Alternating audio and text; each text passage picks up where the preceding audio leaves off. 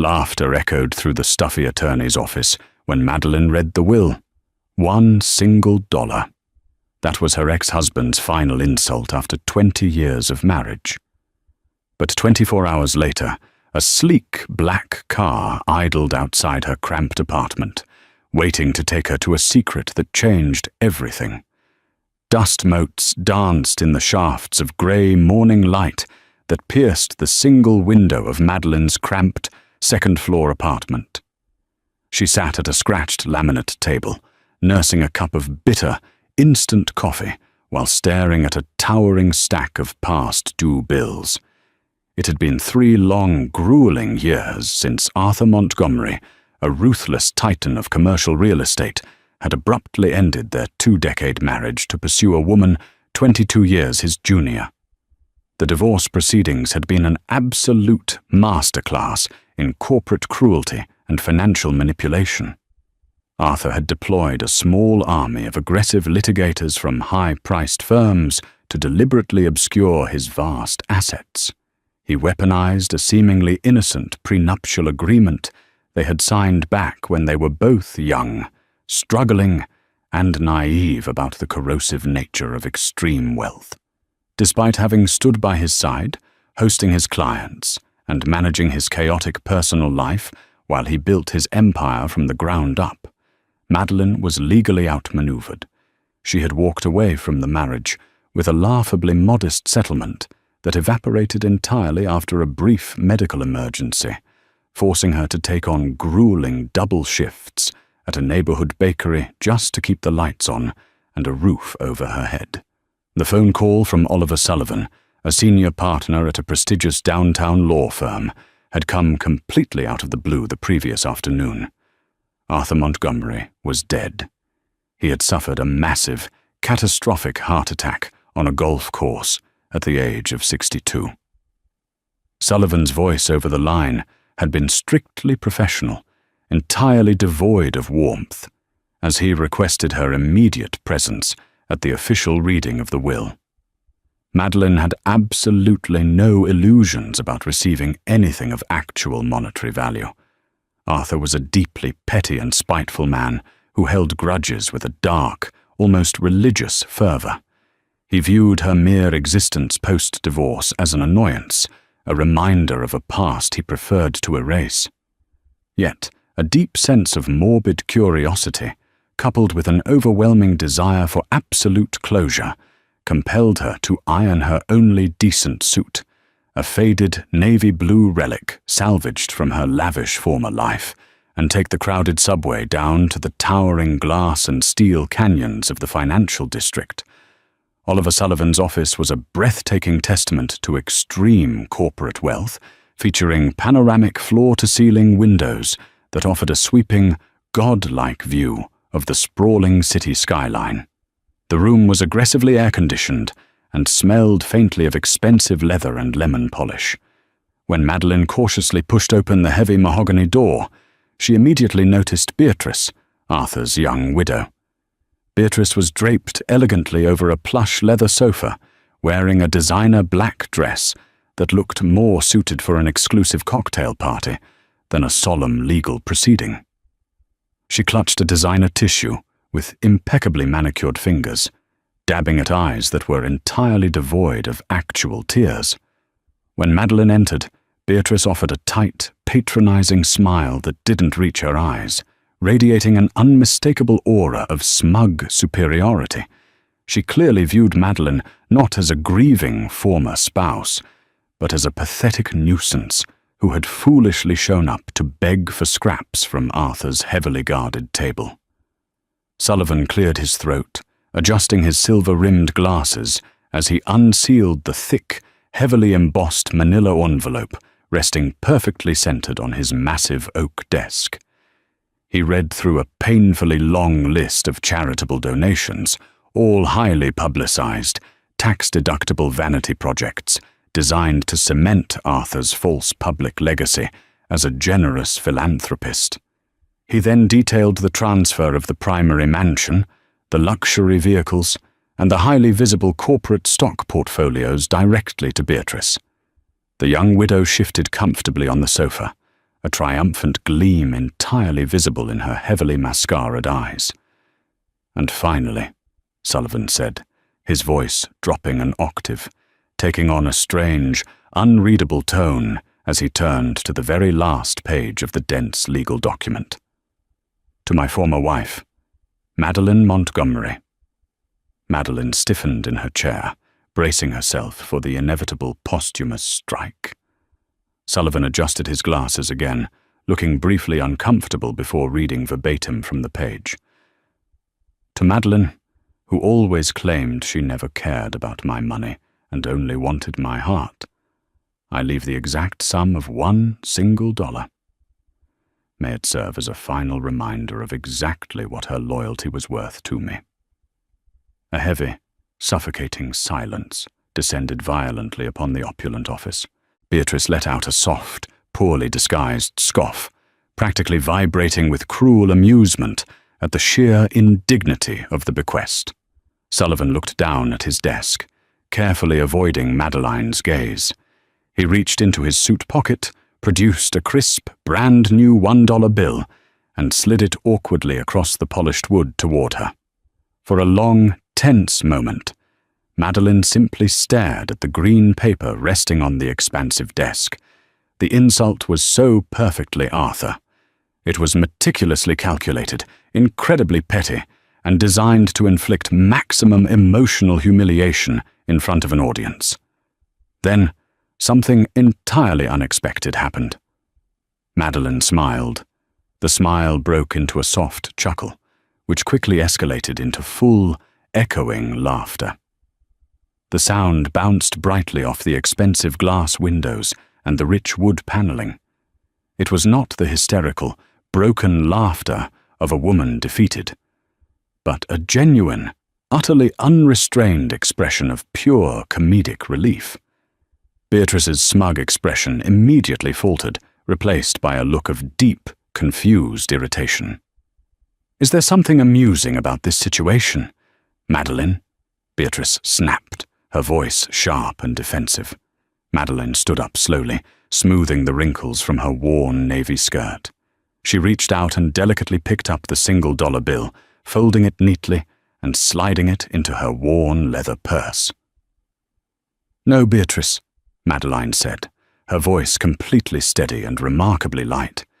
"It's just that Arthur spent his entire miserable life terrified that people only wanted him for his money, and even in death he couldn't stop trying to buy the last word. You can keep the mansion. I've got exactly what I came for. Proof that I survived him." She turned and walked out of the office, her head held high, leaving the heavy mahogany door open behind her. She walked back to the subway, feeling lighter than she had in years. The final cord tying her to Arthur's toxic legacy had been decisively cut. Or so she thought. Heavy morning rain hammered rhythmically against the thin glass of Madeline's bedroom window the following day. She had barely slept, her mind continuously replaying the sheer, theatrical absurdity of the previous afternoon. She was currently standing at her tiny kitchen counter, mechanically preparing for another grueling 10-hour shift at the bakery, when a sharp, authoritative knock rattled her apartment door. Frowning, Madeline wiped her flour-dusted hands on a dish towel and peered cautiously through the scratched peephole. She blinked in utter surprise. Standing in the dimly lit, severely dilapidated hallway, looking entirely out of place in a perfectly tailored charcoal raincoat, was Oliver Sullivan. She unlocked the deadbolt and pulled the door open, eyeing the lawyer with deep suspicion. "Mr. Sullivan, if Arthur remembered he owes me a quarter from 1998, you can keep it. I'm late for work." Sullivan did not smile. His expression was intensely serious, completely devoid of the detached corporate neutrality he had displayed yesterday. "Madeline, please let me in. This is not a social call, and we do not have much time." Reluctantly, she stepped aside. Sullivan walked into the tiny living room, his sharp eyes taking in the water stains on the ceiling and the mismatched thrift store furniture. He reached inside his coat and pulled out a thick leather portfolio. "I need you to call your employer and tell them you have a family emergency," Sullivan instructed, his tone commanding. "Then, I need you to pack an overnight bag. My car is waiting downstairs." "Excuse me?" Madeline crossed her arms defensively, anger flaring in her chest. "I don't take orders from Arthur's lapdogs anymore. We concluded our business yesterday with that ridiculous dollar bill. I have bread to bake." "That dollar bill," Sullivan said, lowering his voice significantly, was a highly specific legal mechanism. It was a coded acceptance of a secondary, severely classified addendum to the will, an addendum that Beatrice Montgomery knows absolutely nothing about. Madeline froze, her heart skipping a sudden beat. "What are you talking about?" "Arthur was many things, Madeline, but he was not a fool," Sullivan explained, pacing the short length of her worn rug. "About 14 months ago, Arthur discovered a series of undeniable discrepancies in his personal accounts. He hired a team of private investigators. They uncovered that Beatrice was deeply involved in a long-term, clandestine affair with his primary rival in the commercial sector. Worse, they were actively conspiring to gradually siphon off his liquid assets and systematically bankrupt his holding companies." Madeline stared at him, trying to process the magnitude of the betrayal. "So, what? He let them do it?" "Hardly," Sullivan replied, a faint, grim smile finally touching the corners of his mouth. Arthur was a man who believed entirely in the concept of absolute retaliation. If Beatrice wanted his empire, he decided to give it to her. Over the past year, Arthur quietly utilized a network of offshore shell companies to systematically drain the actual, tangible equity from the assets he left in her name. He saddled the primary estate, the luxury cars, and the visible stock portfolios with massive, completely unmanageable debts and toxic liabilities. "He gave her a poisoned chalice," Madeline whispered, the sheer ruthless brilliance of the revenge slowly dawning on her. "Precisely," Sullivan nodded. "By the end of the month, creditors will violently descend upon Beatrice. The mansion will be immediately foreclosed on, the cars repossessed, and she will be drowning in millions of dollars of insurmountable legal debt. But Arthur didn't just destroy his visible empire.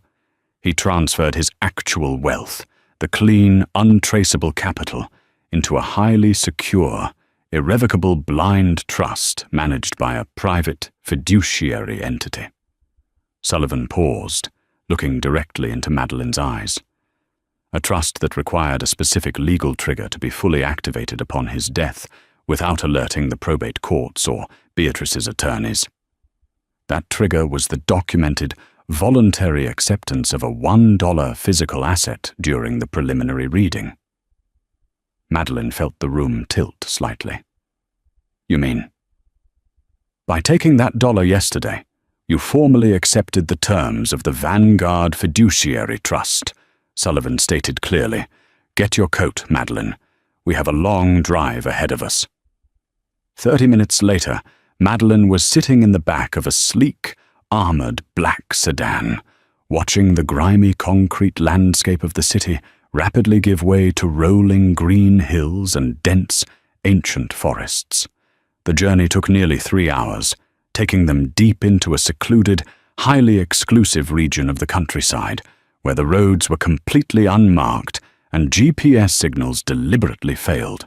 Finally, the sedan turned onto a long, winding driveway framed by massive iron gates that opened automatically at their approach. The car crunched over pristine white gravel, pulling up to an absolutely breathtaking, sprawling stone estate surrounded by acres of manicured gardens, a private lake, and towering oak trees. It was magnificent, entirely secluded, and completely off the grid of Arthur's known public life. Sullivan stepped out and opened her door. "Welcome to Hawthorne Manor, Madeline, the primary asset of the Vanguard Trust." Madeline stepped out of the car, her legs feeling unsteady as she looked up at the magnificent architecture. All of this is part of the trust.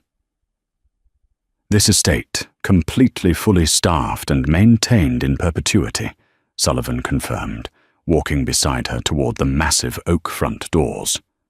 Along with liquid capital and secure investments totaling roughly $85 million, all legally impenetrable, completely tax-sheltered, and entirely yours. They walked into a grand foyer, featuring a sweeping mahogany staircase and a massive crystal chandelier. Standing in the center of the entrance hall was a line of silent, deeply respectful staff members. "Arthur knew he treated you terribly during the divorce," Sullivan said, quietly, as they walked toward a massive, sunlit library at the end of the hall. "He knew you were the only person in his entire life who actually cared for him when he had absolutely nothing.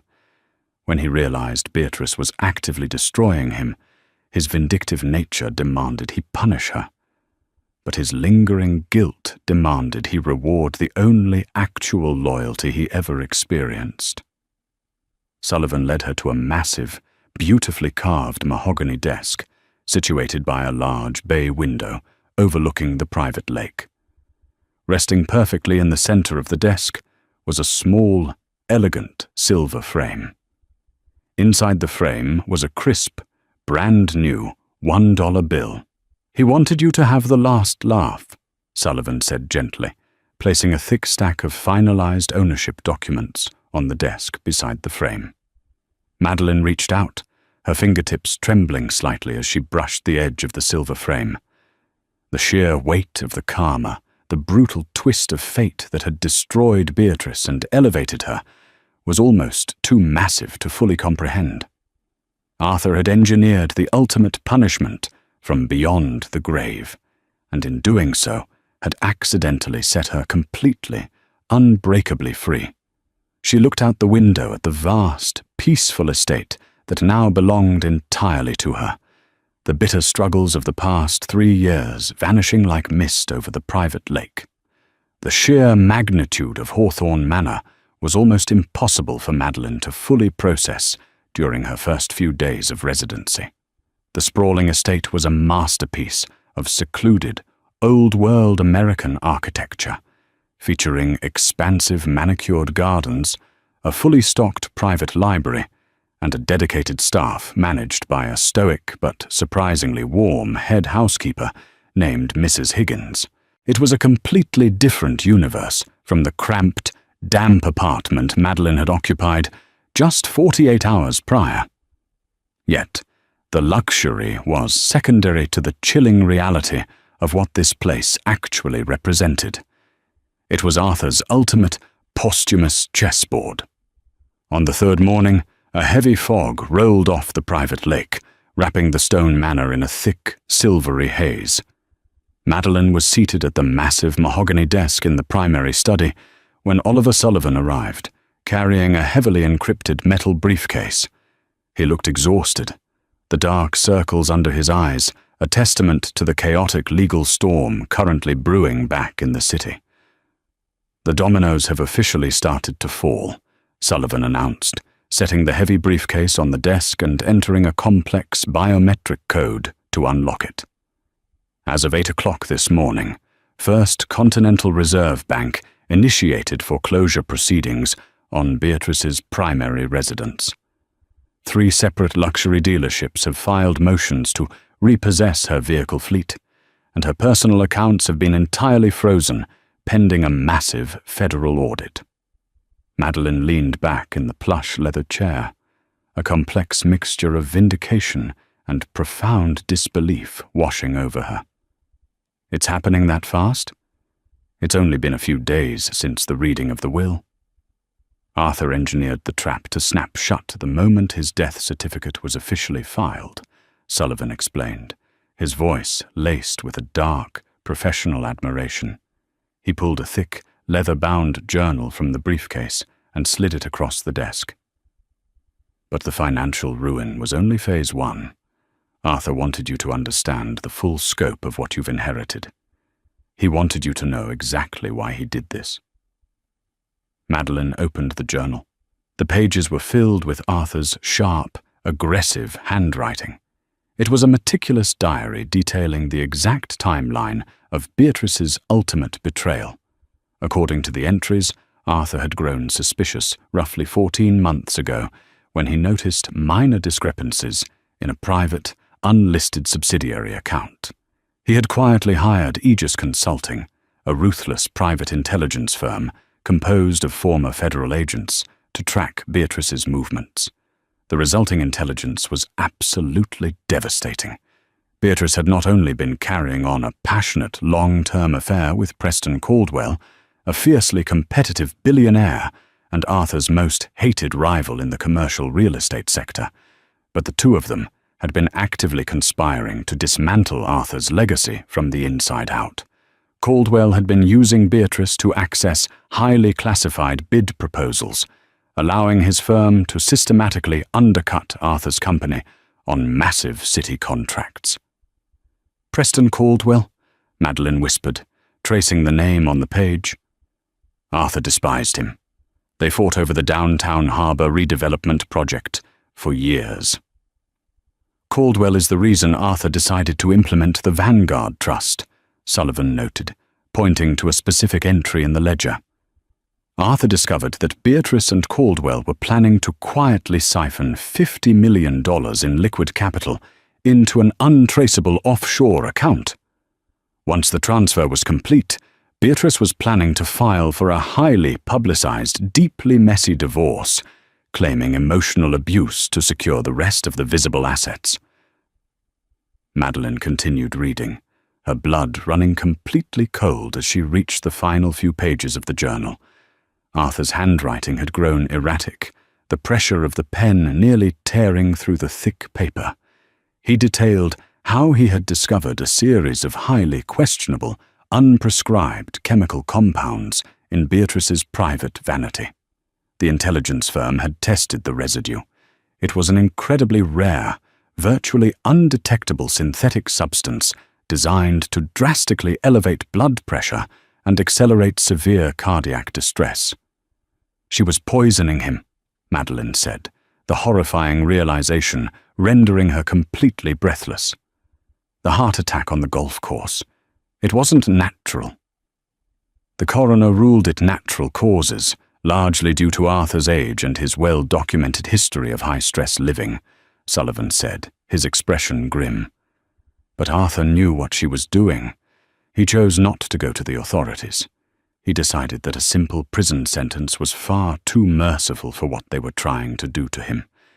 He wanted to completely destroy Caldwell's empire and trap Beatrice in a cage of inescapable, humiliating poverty. Sullivan reached into the briefcase one last time and pulled out a thick, bright red folder. He placed it carefully on the desk next to the framed $1 bill.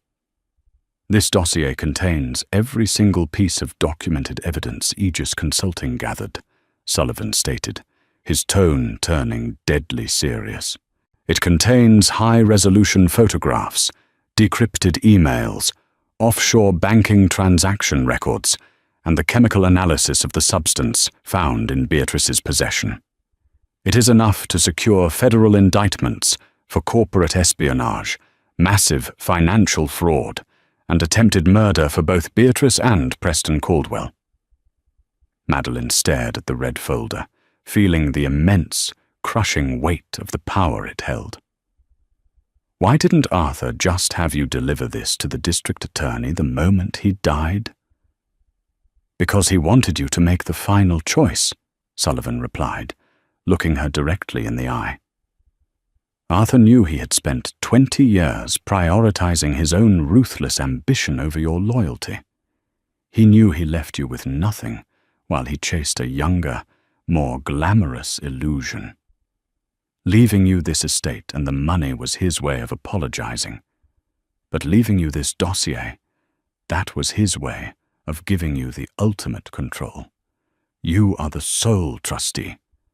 You can bury this evidence and let Beatrice drown in the financial ruin he created, or you can hand this to the authorities and watch her burn to the ground. The karma is entirely in your hands now.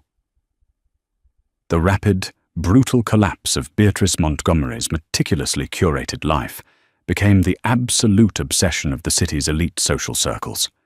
Within exactly 2 weeks of Arthur's death, the terrifying reality of the poisoned chalice had fully manifested. The sprawling, high-profile downtown mansion she had so smugly inherited was seized by aggressive federal liquidators. Her entire collection of luxury designer goods was auctioned off to cover immediate, highly aggressive legal fees. Preston Caldwell, sensing the catastrophic financial collapse, had entirely severed ties with her, completely abandoning her to face the wrath of the furious creditors alone. Madeline monitored the dramatic implosion from the quiet, absolute safety of Hawthorne Manor. She spent her days walking the expansive grounds, slowly healing from the deep, lingering trauma of her past 3 years of poverty. The bitter, grueling double shifts at the neighborhood bakery felt like a distant, fading nightmare. She had retained the bakery's owner to supply fresh pastries to the manor, a small but meaningful gesture of gratitude for the job that had kept her afloat. The inevitable confrontation occurred on a Tuesday afternoon, beneath a sky heavily bruised with the threat of a looming thunderstorm. Madeline was in the manor's grand conservatory, carefully tending to a rare collection of blooming orchids when Mrs. Higgins entered the room.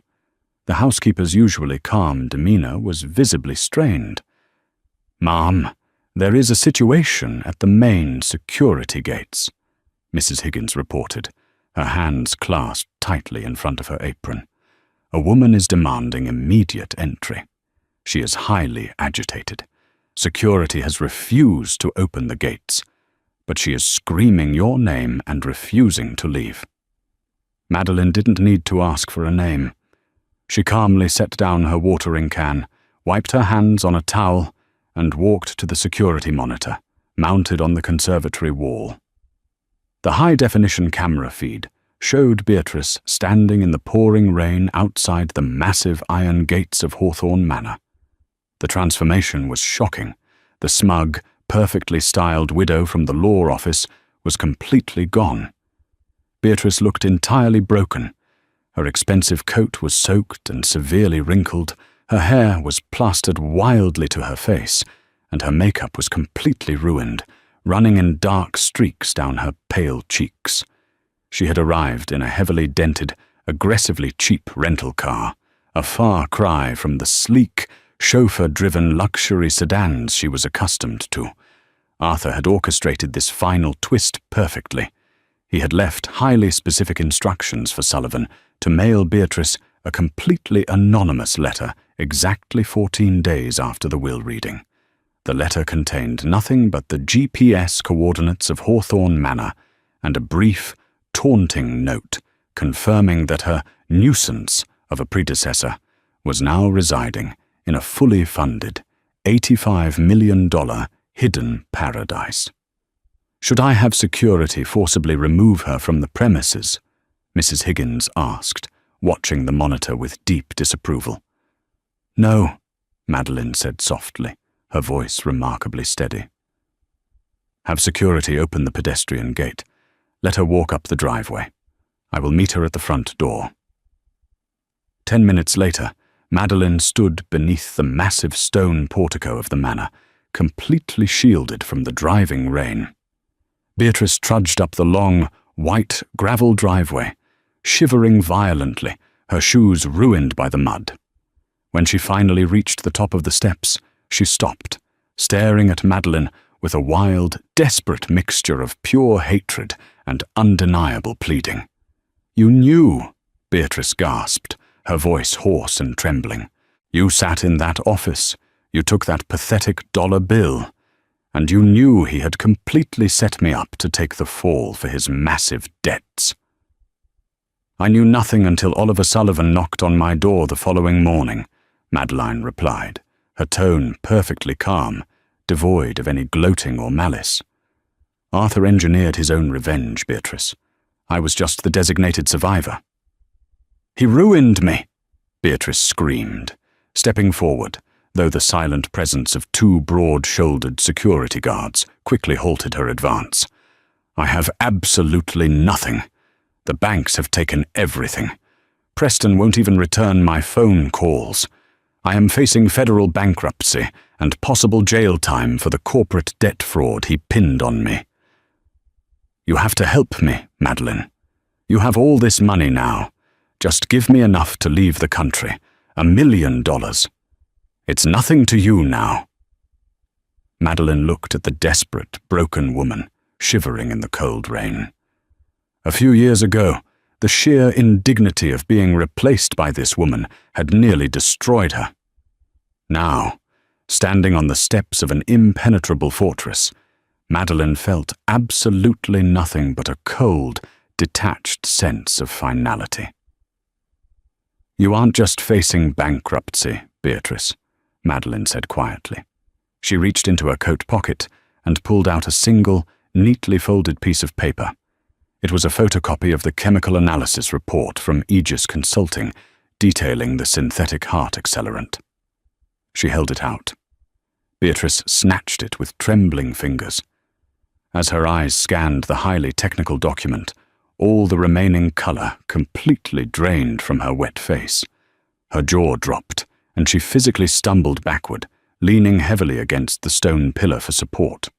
"Arthur knew about you and Preston Caldwell," Madeline stated, her voice cutting through the sound of the heavy rain like a blade. "He knew about the corporate espionage, and he knew exactly what you were slipping into his evening scotch to accelerate his heart condition. He documented every single treacherous move you made." Beatrice was shaking so violently she could barely hold the paper. "Are you giving this to the police?" "Arthur left the original dossier with me," Madeline explained, her gaze unwavering. "He gave me the power to completely destroy you, or to simply let you rot in the financial hell you helped create. Hard karma always hits back, Beatrice. You thought you were playing a brilliant game against an old man, but he was light years ahead of you." Madeline stepped back toward the heavy oak doors of the manor. "I am not going to hand the dossier to the authorities, not because I forgive you, but because tying myself to a lengthy, highly publicized murder trial would keep Arthur's toxic legacy in my life. I am completely done with both of you." Beatrice stared at her, her chest heaving, waiting for the final blow. "However," Madeline continued, her voice echoing off the stone walls, "Oliver Sullivan is holding a digital copy of that file in a secure server. If I ever see your face again, if you ever attempt to contact me, or if you ever try to publicly claim a single dime of Arthur's remaining estate, that file will be immediately transmitted directly to the Federal Bureau of Investigation. You have nothing left here. Leave." Beatrice didn't say another word. The sheer, overwhelming terror of federal prison had completely broken her last ounce of defiance. She turned and practically ran down the long gravel driveway, disappearing into the heavy grey rain, leaving her ruined ambitions behind forever. Madeline watched the rental car speed away, the red tail lights fading into the mist. She turned and walked back inside the warm, quiet manor, the heavy oak doors shutting firmly behind her. The storm outside raged on, but inside there was only absolute peace. The $1 insult had bought her the entire kingdom, but more importantly, it had finally bought her absolute freedom. Madeline stood firmly in the silent library, the framed dollar bill resting permanently on the desk. She had survived decades of corporate cruelty and bitter betrayal to inherit an empire hidden in the shadows. The hardest karma had finally been served, transforming a petty final insult into a powerful foundation for a completely free, unburdened new life